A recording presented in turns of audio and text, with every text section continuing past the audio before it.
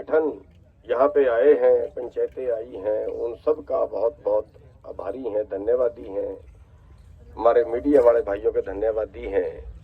सब ने अपने अपने सुझाव दिए हैं, लेकिन ज्यादा लोगों ने कोई ऐसा सुझाव नहीं दिया कि अगला कार्यक्रम हम क्या करें जिससे सरकार मान ले।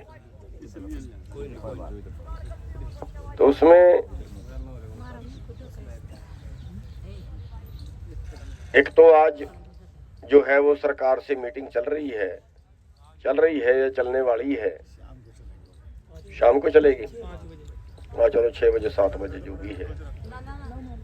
एक तो हमें उसका इंतजार करना पड़ेगा कि वो क्या फैसला लेते हैं, क्योंकि पिछले बार भी उनकी मीटिंग चली थी और उन्होंने ये कहा था कि सौहार्दपूर्ण ढंग में बात हुई है और कुछ मांगे उन्होंने मानी भी हैं, लेकिन उन्होंने ये कहा है कि हम अपने ऊपर बड़े नेताओं से बात करके फाइनल फिर बताएंगे। वो क्या आज फाइनल बताते हैं, कोई सहमति बढ़ पाती है कि नहीं बढ़ पाती है, तो वो आज रात तक पता लगेगा या सवेर तक पता लगेगा। तो जैसा भी वो करेंगे उसी के हिसाब से अगला निर्णय हम ले लेंगे कि हमें क्या कार्रवाई करनी चाहिए। लेकिन इसके लिए जरूरी है कि हम सब मिलके, और बल्कि केवल हरियाणा ही नहीं बाकी प्रदेश भी साथ में लगें, क्योंकि मुद्दा राष्ट्र का है, मुद्दा एक स्टेट का नहीं है, राष्ट्र का मुद्दा है।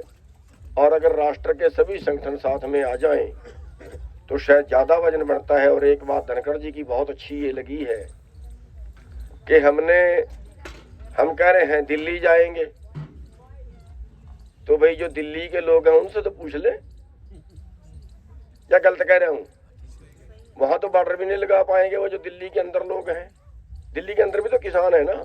शायद आपके नॉलेज में कई ये सोचते हैं कि दिल्ली में किसान नहीं है।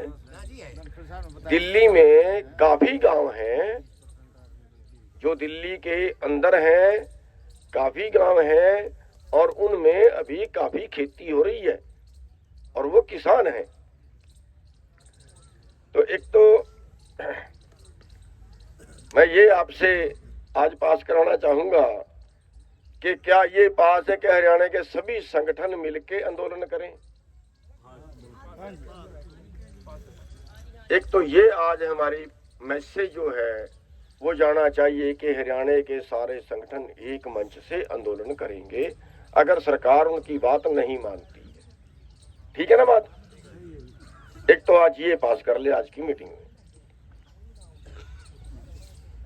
है जी? दूसरा,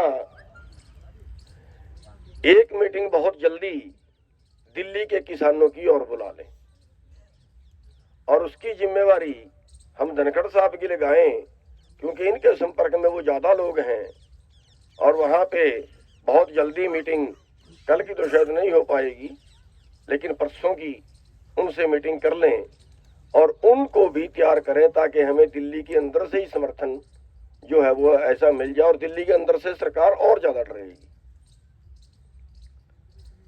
दूसरा ये है, ये बताइए पास है, कर लें? करो जी करो, ये बिल्कुल सही है।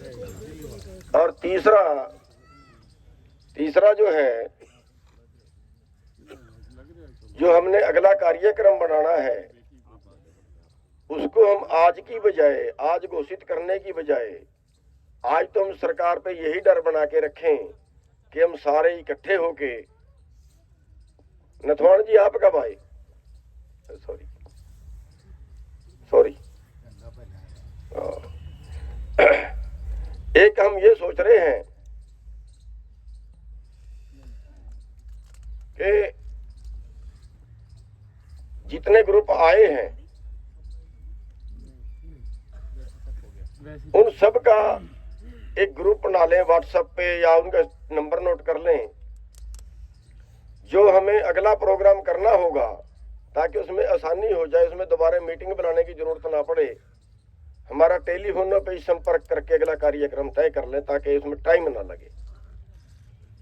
आज घोषित करने की बजाय इसका आज का रिजल्ट देख के सुबह तक क्या फैसला आता है और फिर कल इन सभी लोगों से एक राय करके टेलीफोन करके वो सलाह कर लें कि हमने अगला कार्यक्रम क्या करना है। लेकिन जो भी कार्यक्रम रखा जाए उस पे सारे संगठन फिर जो है वो सभी को जोर, देखो इकट्ठे होने का तब फायदा अगर जोर लगाएं तो, अगर जोर ही नहीं लगाना, अगर अपने फॉर्मेलिटी पूरी करनी है कि चलो ठीक है मैं चला गया तो ठीक है।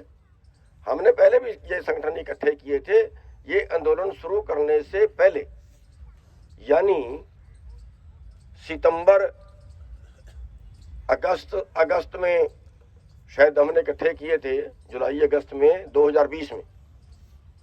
और आपको पता होगा जब पिपली रैली रखी थी पिपली में जिसमें लाठीचार्ज हुआ था, वो हमारे 17 संगठनों की इकट्ठी थी। लेकिन बाद में फिर कहीं ना कहीं त्रुटि आके बिखर जाते हैं, कहीं ना कहीं हमारे में भावना बदल जाती है। वही कारण होता है कि फिर बार बार बनने के बाद फिर टूटते हैं। तो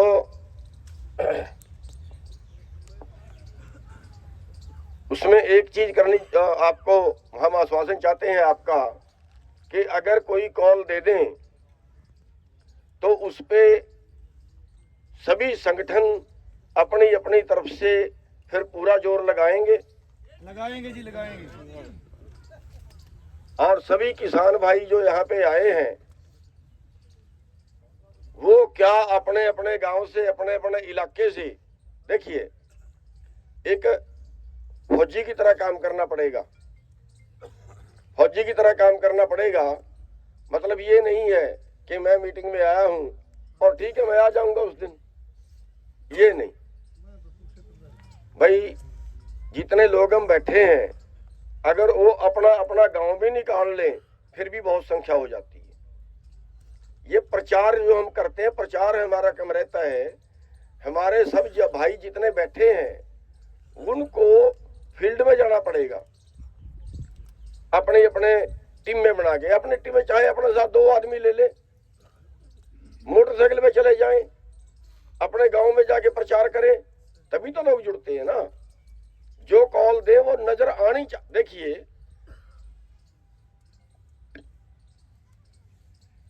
या तो कॉल देनी नहीं चाहिए, अगर दें तो फिर सबकी जिम्मेवारी बनती है, फिर उसका असर नजर आना चाहिए, उसका वजन नजर आना चाहिए। गलत कह रहे हो क्या? तो जो कॉल देंगे, जो भी कल इन भाइयों से राय करके शाम का टाइम देख के, आज मीटिंग का टाइम देख के, कल इन सारे भाइयों से टेलीफोन पे राय करके जो कॉल देंगे उस कॉल के लिए क्या आप सारे फिर उसमें जी जान से काम करोगे? करेंगे जी करेंगे। एक बार सारे हाथ खड़े करके बताओ, मीडिया देख रही है सारी। तो ठीक है, बस मेरी समझ में तो ये 2-3 चीजें आई हैं कि एक सभी संगठनों के नंबर नोट करके एक व्हाट्सएप ग्रुप बना के ईवीएम वाला जो है वो मुद्दा तो उठा दें। लेकिन समस्या ये है कि ये जो चैनल वाले हैं ना, फिर ये मीडिया जो है, जो मोदी पक्ष के लोग हैं, वो कहते हैं देखो राजनीति कर रहे हैं। देखो जी ईवीएम का मैटर थोड़ा ही है, हालांकि सिर पटकते रहे। बिल्कुल धनखड़ जी की बात सही है कि ईवीएम ही सारी बीमारी की जड़ है। कैसे है? हर सरकार वोट से डरती है। अगर किसानों को गोली मार दी तो किसान वोट नहीं डालेगा। अब ईवीएम में किसानों की वोट की जरूरत ही नहीं है, सेटिंग ही तो करनी है, वोट की जरूरत ही नहीं है, तो डर किस बात का? 22 तारीख को जाने की कॉल दे दीजिए। हाँ, 22 तारीख को जिन भाइयों की कॉल है उसमें हम उनका पूरा सहयोग करेंगे। मैं भी जाऊंगा उस कॉल में, जिन भाइयों ने भी कॉल दे रखी है 22 तारीख, उनमें हम उसका, क्योंकि अच्छा एक और चीज है, अब किसी ने वो पहले मुद्दा उठाया है, अगर हम उसको उठाएं तो फिर वो मानता है कि पता नहीं हीरो बनने के लिए उठाया। हम उनका सहयोग करेंगे जिन्होंने उठाया, उसमें हम साथ देंगे। ठीक है जी, इस बात पे सहमत है सारे? तो बस इतनी सी बात है मेरे ख्याल से। बाकी